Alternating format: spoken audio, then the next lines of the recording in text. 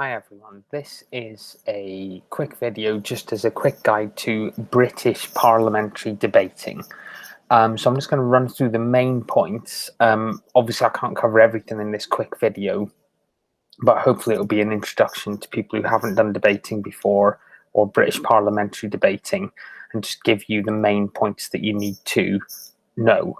Okay, so as you can see from this image here on the screen, that the debate is split into two halves, two sides, I should say. So you've got the proposition, who are the people arguing for the motion, for the thing that's up for debate. And you've got the opposition, who are obviously against the motion. And then the proposition and the opposition are split in half. So there's actually two proposition teams, first proposition and second proposition, and there's two opposition teams, first opposition and second opposition. So there's actually four teams in the debate. So even though the proposition, you'll be on the same side as another pair in proposition, you're actually against them as well. Okay, so you've got to kind of prove why you as a pair are not just better than the other side, but are better than the other pair on your side. Proposition are also known as the government in British parliamentary debating. So if you hear the term the government, that just means the proposition. Okay, so here is a bit of an introduction to how it's done. So there's lots of words on this, and I'm just going to quickly run through this. You can obviously pause this if you need to and want to go over it in your own time. So speeches are up to 5 minutes in length. Sometimes they're slightly shorter than that. When you take part in kind of Oxford and Cambridge Union competition, they're 5 minutes. The first and last minute of speeches are protected time. So nobody can ask you a point of information. Nobody can ask you a question during the first and last minute. You can be asked a question within the middle 3 minutes. Okay, and I'm going to talk about points of information later on. Your speech should have a structure, a really clear structure. Okay, and what you've got to do is do a few things in your speech. You should, unless you're the first speaker for the whole debate, you've got to do rebuttal. You've got to give some points as to why the person before you on the other side, why their points were wrong, problems with their points. Okay, and then you've got to set out your speech, but you've got to do it in a very structured way. Okay, the judge is going to be looking for you giving a clear structure. So structure it like an essay with an introduction, and then say, this is my first point, and then do PEE, so point, evidence, explanation. So this is my first point. Here's an example of what I'm talking about. This is why it's important.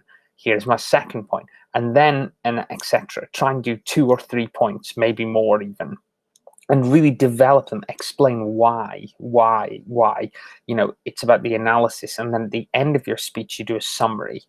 And what you've got to do is obviously work as a team, work as a pair to come up with arguments that are kind of in line.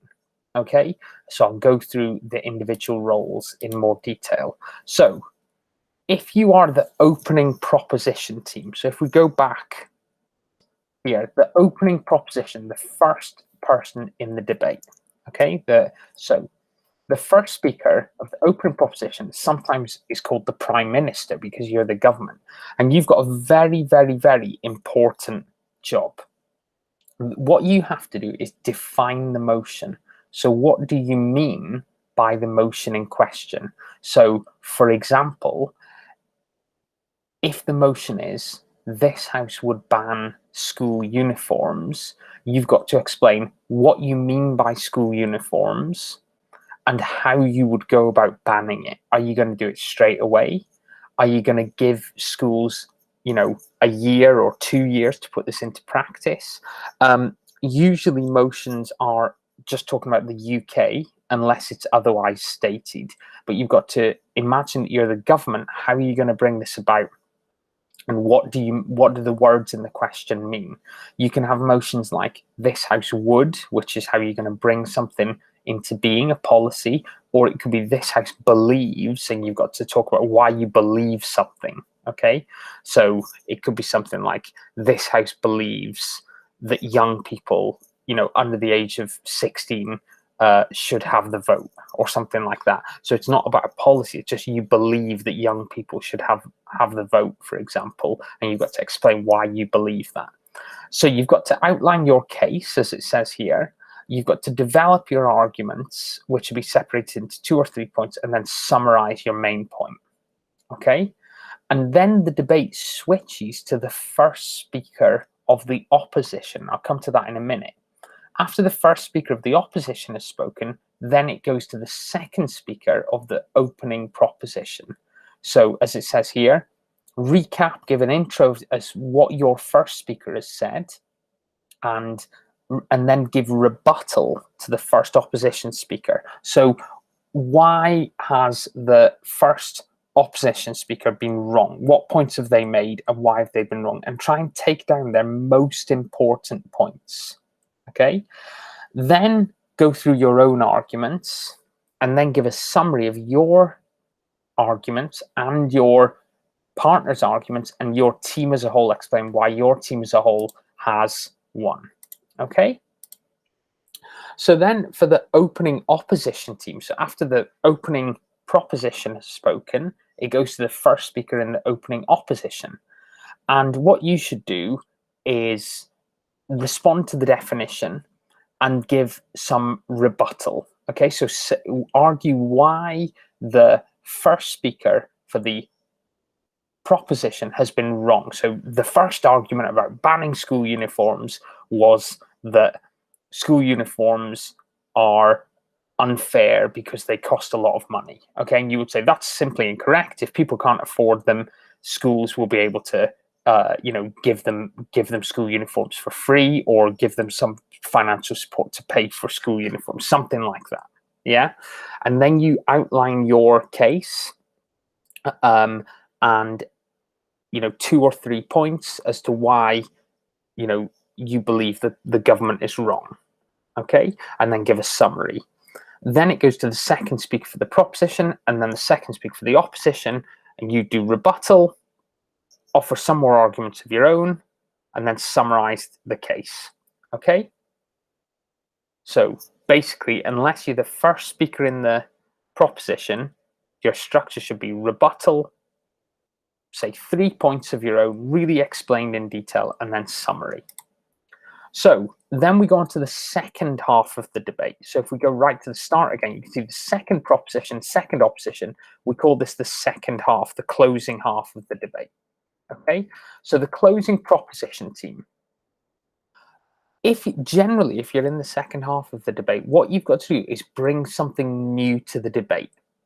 So if for example, if we go on that motion that's to do with school uniforms, if the debate so far has been about kind of cost, that or you know, something to do with that it's kind of, you know, kind of practical issues like that, what you could try and think of when you're preparing your speeches is try and think of something else. Try and think of what other area might we cover, and you might say, actually, we want to approach this from a point of view about gender roles, and we think school uniforms perpetuate certain gender roles, and we think in the 21st century we don't need to do that, and therefore school uniforms, you know, should be banned or not.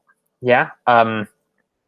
So you try and take it to a new area if you're the second half of the debate. So the first speaker on the second half of the debate for the closing proposition, explain why you are bringing it into the new this new area, do rebuttal, and then give 2 or 3 points of your own, and then give a summary.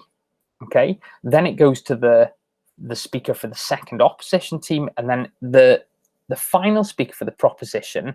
What you've got to do is give rebuttal, and then go through the debate as a whole. And what you've basically got to do is really, really emphasize why your partner has won the debate. Okay, what your partner said has been the most important thing in the debate. And you go through the main aspects of the debate, which are called in debating terms points of clash. So what are the main themes? Is it to do with cost? Is it to do with freedom? Is it to do with equality? You know, all of those kind of issues. It could be something to do with that. And on every one, you've got to say, well, this is why my partner gave the most important speech. Okay? And then if we go finally to the closing opposition, rebuttal, bringing a new area of the debate, your arguments, summary, closing opposition, like the closing proposition, rebuttal, and then summary, you know, doing points of clash and explain why your partner has kind of won the debate, why your partner said the most important things. If you're a summary speaker, you do not bring in any new points of your own, okay? So just to go on to points of information, what you can do, as I said at the start, is in the middle of people's speeches, you can ask them a question, okay? And what it's really good to think of as you're preparing for the debate is, what are some tricky questions, you know? So how could we kind of trip them up? And so try and think of a really tricky, quick question that you could ask the other side. Yeah. And that could be a point of information. And the way you offer them is, as when they're speaking, you just say point of information, and then they can either accept it or decline it. Okay. So as it says here, they should be given in unprotected times. They can only be to the opposite side. So you can only ask a point of information to, if you're on the proposition, to the opposition. You can't ask it to the other team on your side. Okay. And don't give lots and lots of point of information. You know, you should let people, you know, it's not to try and harass people. You're just kind of asking a quick question. If they say no thank you, so you can either accept it and say yes please, or no thank you, then you just let them have, you know, another minute, and then you can ask again. Okay. Make sure they're quick. It's not a statement. It should be a really quick question to try and catch them out. You know, if there's something in the motion that you think is, or the definition that they've given that's slightly, like they're saying something that's slightly hypocritical, then that could be something that you could raise. Okay. So in debating, sometimes you get pre-prepared motions that you find out about in advance, and you can plan beforehand, although you don't know what side you're on, but you could plan for both sides. Most of the time you only get, you know, it could be 15 minutes before the debate. That's what you get. That's the amount of time you get, and you've just got to come up with some arguments. Okay. So this is, in debating, this is how you come up with arguments. Okay. So, and you've got to remember these three things. Number one, who are the key players? Who are the most important people in this debate, and why? Okay. And no matter whether you're on proposition or opposition, if you can establish who you think are the most important people affected by this motion, you can win the debate. Okay. Also, think about what is the world that we are going to create or will be created by this motion. And this is also called now, action, then. So what's the situation now? What action are we going to do, or what action are the proposition going to do if you're in opposition, and what's that world going to look like? And then also, what do we have to prove? So this is called burdens. What really matters in this debate? Okay, so let's just run through an example and I'll show you how this works. Okay, so if a motion, and the motions are always, as I said before, this house would, or this house believes, or this house supports, you know, those kind of things. So if the motion is this house would censor the internet, and also if you get the motions announced, and you'll find out what position you're in the debate, if you're not sure about what it means, ask the judge or ask the people who are organizing. You can't ask a teacher to help or anybody else in the debate, obviously other than your partner. But what you can do is ask the judge or the organizer. So ask them, and I'm sure they'll be willing to help, you know, rephrase the motion. So if the motion is this house would censor the internet, Okay, and so I'm just doing this off the top of my head, but I'm going to try and use these different ways of doing it. So who are the key players? Well, who's going to be affected by censoring the internet? So the proposition is going to have to define that, what they mean by censoring the internet. So you're going to have to think about how is that going to be done, and also what are they going to take off the internet? Okay, what things are going to be censored? So the key players are the government, who's going to be censoring the internet, and all the population, the people who use the internet, will be affected. Okay, we're assuming this is just the UK for this practice one, but the government's very important, and also the people within the government who decide what to censor. Okay, so those people are very, very important in this debate. Okay, and you could say, if you're proposition, you would say we will make sure they're very highly trained and they know exactly what they're looking for, and they don't take off things that they shouldn't take off. They only censor the areas they should censor, and we'll make sure that it's not going to affect people in a bad way. We're going to make sure that it's only harmful things are taken off the internet, and therefore everybody's life will be happier. You're talking about everybody who uses the internet. And then going on to the next one, what is the world that we're creating? So again, from proposition, you might say, right now there's lots of harmful stuff on the internet that people can access, and it could be inappropriate, it could be violent, etc. With this, what we're going to do is make the internet a safer place. So in our world that we are going to create, the world is going to be a safer place. Okay, and you could just talk through all the things that are on the internet that will be removed in your world, and how that is going to make the world safer, kinder, all of those things. Okay, there's lots in that. And also then, what do we have to prove? So this is a big one for this debate. If you're in proposition, you have to prove that the benefits of this outweigh the costs. So the benefits of censoring the internet, so you might say all those things, those good things that are going to happen from censoring the internet. If you're on proposition, you're going to say less violence, less harmful things are accessible. That outweighs the costs, which is kind of freedom of speech, freedom of information, those kind of things. And you're going to say, yeah, we accept that there won't be as much freedom. We accept that some things won't be available online, but we think it's worth it because everybody's going to be safer in our world. Okay, so I'm going to do exactly the same, but for the opposition. So how could this work for the opposition? So you could say, from the opposition's point of view, you could say, who are the key players? Well, you might say the government again are the key players. Do we always trust the government to make the right decisions? Are they the best ones to decide what we should and shouldn't look at?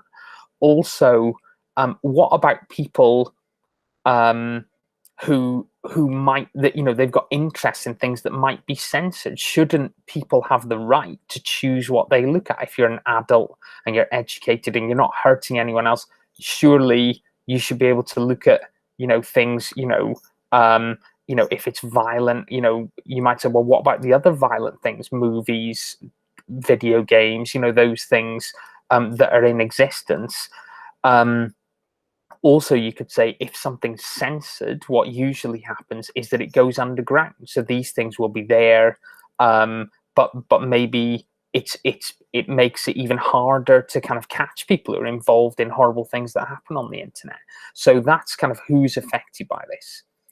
What is the world? So what you're going to say for the now action then, if you're in opposition, is like, right now the internet is an amazing place. Yes, there's bad things on it, but there's a huge amount of information and everybody can access it, and it's just an incredible thing. Look at education, for example.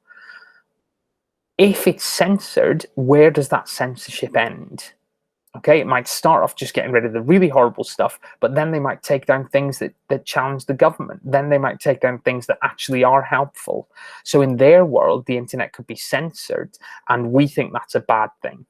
Okay, and on the opposition, what do you have to prove? You have to prove that freedom of information is more important than the harms that could be caused by having lots of things on the internet that are potentially harmful. Okay, so you've got to prove that freedom is more important. You've got to explain why that is. Okay, so hopefully that was helpful, just running through it like that.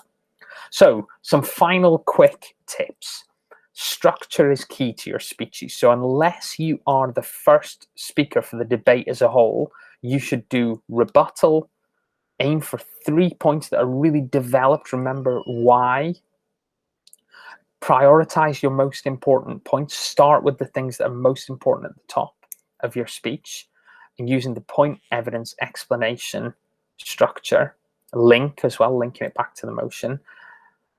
To remember to rebut the other side's points, and always think as you're going through your speech, why does this matter and why should the judge care? So always think, why is this important? This is why you should care. Okay, so I hope that was a helpful introduction, and thank you for listening.